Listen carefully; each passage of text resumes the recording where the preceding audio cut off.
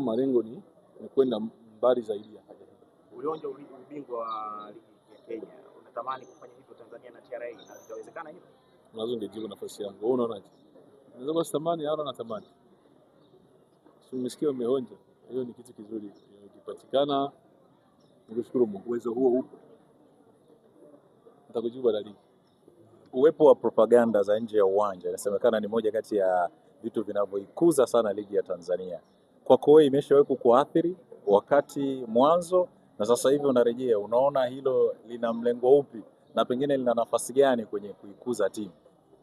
Sijasikia, sina taarifa na hizo propaganda na sijajua unamaanisha nini. Kwa maana ya namna watu wamekuwa wakizungumza kudiliki kulinganisha kama na promotion ya ligi kwa namna inapofanywa na sponsors, kwa maana ya media sponsors, lakini pia hata waandishi wa habari wanavyoizungumza.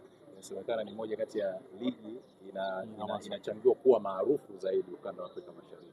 Pengine hilo lina athari kwa utendaji wenu wa kazi kama makocha pengine mnapokuwa kwenye ligi ya namna hiyo? Hapana.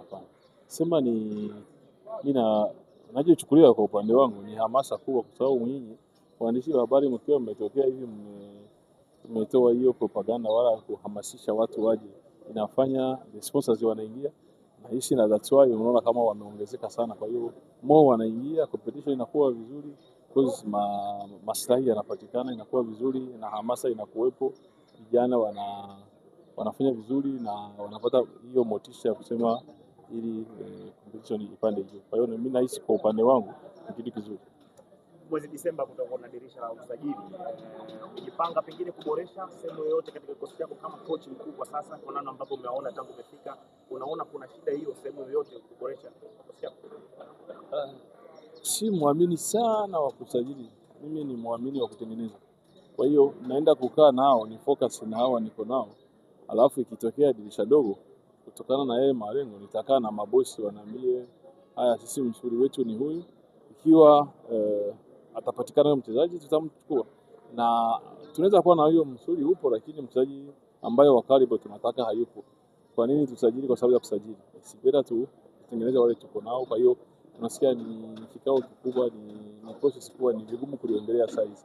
Itabidi nichukue muda baada ya hii mechi naenda nione kama kuna hiyo uhitaji na huyo mtu sahihi atapatikana. Unawaahidi nini wana TRA Mashariki? Nimekuja kufanya kazi na roho moja, kwa hiyo au focus, naomba Mungu utimize ndoto zao na ndoto zangu. Mbali na kuwa kocha, Nderegija akiwa nyumbani anakuwa ni baba kama walivyo baba wengine. Ukiwa nyumbani